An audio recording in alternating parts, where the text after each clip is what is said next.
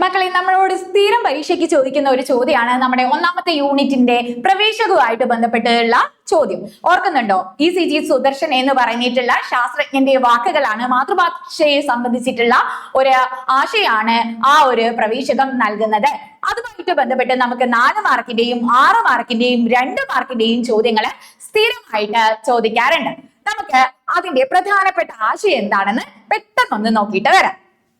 ഫിസിക്സിലെ പുതിയ കണ്ടുപിടുത്തത്തിലേക്ക് എന്നെ നയിച്ചത് മാതൃഭാഷാ പഠനമായിരുന്നു.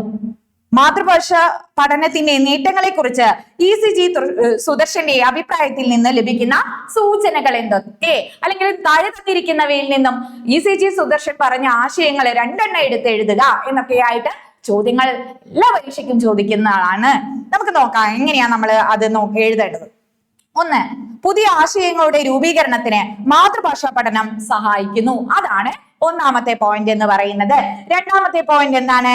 സർഗാത്മകമായ കണ്ടെത്തലുകൾക്ക് മാതൃഭാഷാ പഠനം സഹായിക്കുന്നു. മൂന്നാമത്തത് മാതൃഭാഷയിലൂടെയുള്ള പഠനം എളുപ്പമാക്കുന്നു. അല്ലെ, അദ്ദേഹത്തിന്റെ മലയാളം ക്ലാസ്സുകളാണ് അദ്ദേഹത്തിന് ഫിസിക്സിലെ പുതിയ കണ്ടുപിടുത്തങ്ങൾ നടത്താൻ പ്രചോദനമായത് എന്നാണ് അദ്ദേഹം പറഞ്ഞു വെക്കുന്നത്. അല്ലെ, അതുപോലെ തന്നെ ഒരു ആശയത്തിന്റെ സൂക്ഷ്മതലങ്ങളിലേക്ക് ഇറങ്ങിച്ചെല്ലാൻ മാതൃഭാഷാ പഠനം സഹായിക്കുന്നു. അല്ലെ, എന്താണ് പദം, അർത്ഥം, പിന്നെ എന്താണ് അതിനെ പിരിച്ചെഴുതുക തുടങ്ങിയിട്ടുള്ള കാര്യങ്ങളൊക്കെ മലയാളം ക്ലാസ്സിൽ നിന്ന് പഠിക്കുമ്പോൾ ഒന്നിനെ പലതായിട്ട് കാണാനുള്ള ഒരു ശേഷി കൈവരിക്കുന്നു. അത് പുതിയ കണ്ടുപിടുത്തങ്ങളിലേക്ക് അദ്ദേഹത്തെ നയിച്ചു എന്നൊക്കെ അദ്ദേഹം പറയുന്നുണ്ട്. അപ്പൊ അത്രയാണ് നമ്മുടെ ആ പ്രവേശകവുമായിട്ട് ബന്ധപ്പെട്ട് ഓർക്കേണ്ട മെയിൻ പോയിന്റ്സ് എന്ന് പറയുന്നത്.